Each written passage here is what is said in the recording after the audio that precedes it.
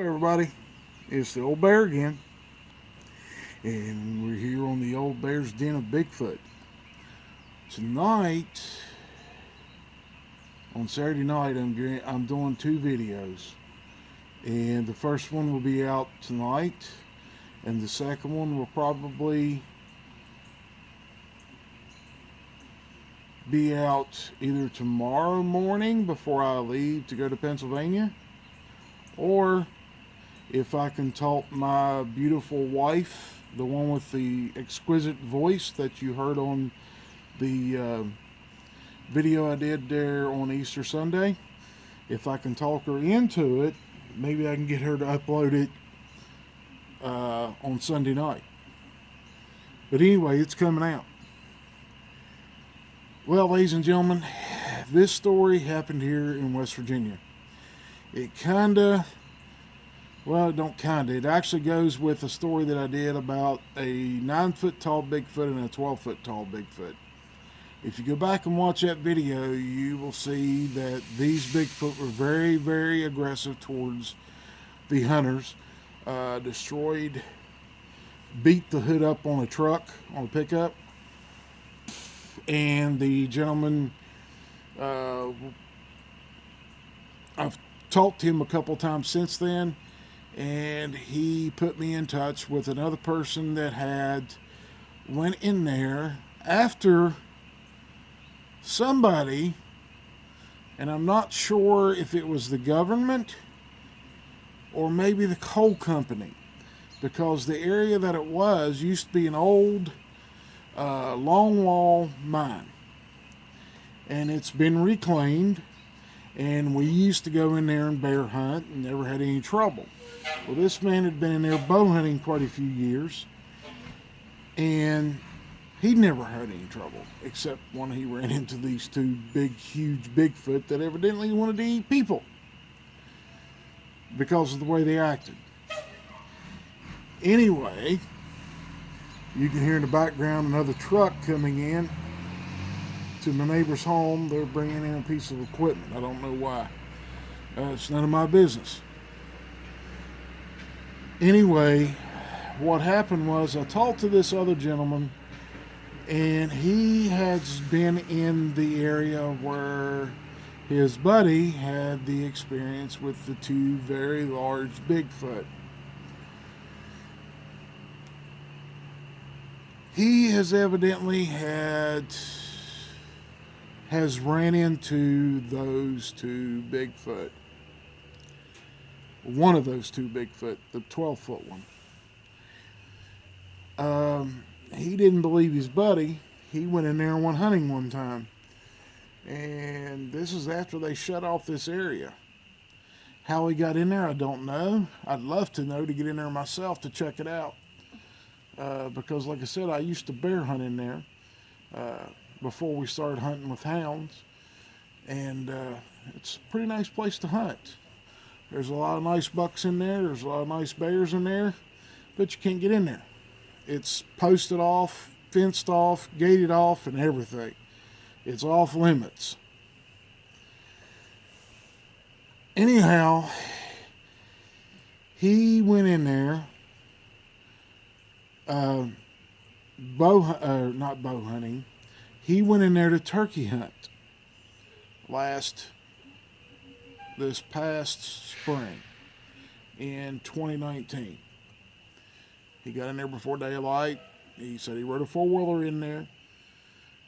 He come in from a back way, went in there to turkey hunt, got on a high point and did an owl hoot, heard a couple of turkey gobblers, went in there to where the gobblers were gobbling at, and proceeded to set up to try to call the turkeys in.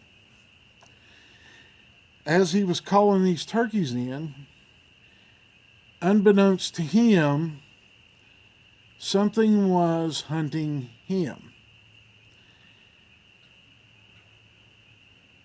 He heard a stick break behind him.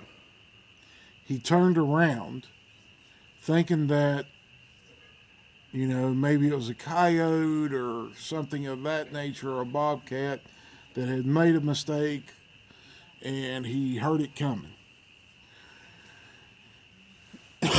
Well, unbeknownst to him, when he turned around, he saw something he did not believe with his own eyes. This thing was huge, was the first words that came out of this man's mouth about the description of this creature. 12 foot tall. So this thing had its teeth bared, growling at him. And the teeth were all jagged teeth. They were all broken up, jagged teeth. This thing was standing there behind him, and it was ready to run over and pounce on him. All he had on him was a 12 gauge shotgun. He swung the gun around and started shooting at this thing. And when he shot the first and second shot, he jumped up, got up on his feet, left all of his turkey vest and all the claws and stuff in it there on the ground, shot it a third time, started throwing shells in the gun, trying to reload it to keep shooting this thing. He grabbed his turkey vest off the ground and took off running towards his four-wheeler, which was probably a good 100 yards from him. Well, I don't know about anybody else, but in a race, the Bigfoot's going to win. He started shooting this thing with that 12 gauge turkey loads with a turkey choke in the gun. He was hitting this thing in the chest and it wasn't doing anything. Something made him decide to start shooting this thing in the knees. Or he just shot it in the knee just because he was running away and turned and spun and shot, and that was it. This slowed it down because it was catching up to him. He left. He finally shot it again in the other knee, and this thing stopped. He got back to the four-wheeler, got on the four-wheeler, rode out of there. Called his buddy to tell him what had happened to him. He said, "I believe you." And a couple days after this, he said he was stopped on the road talking to a buddy of his, and a car pulled up behind him. And this car followed him. It was a dark gray car. And it followed him all the way to his house and then bypassed his house. He found it kind of strange because none of his neighbors owns a dark gray car. He doesn't know who it was. He's not had anybody come to his house that he knows of, but he has seen the same gray car go past his house a couple of times since this happened. Once was a month after it followed him home, and then the last time was 2 or 3 months after that. So it may have been the ones that have the area closed down. Don't know.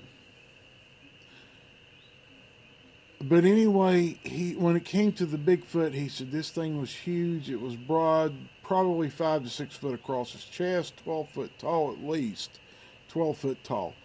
Sharp, jagged teeth, black hair all over it. It had a wrinkled face, almost a black face.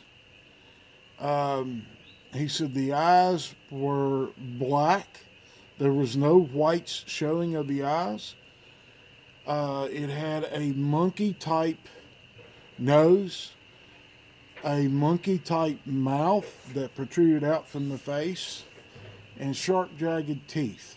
He kept repeating the sharp, jagged teeth to me, I guess to emphasize that it was not friendly.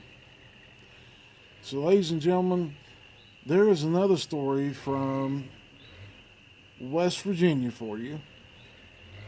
And I've talked to this man a couple of times and got his story on the second time. He finally felt confident enough with me to talk to me about it and let me know what had happened to him. And if you're out in the woods turkey hunting this spring, which I went today, didn't do any good.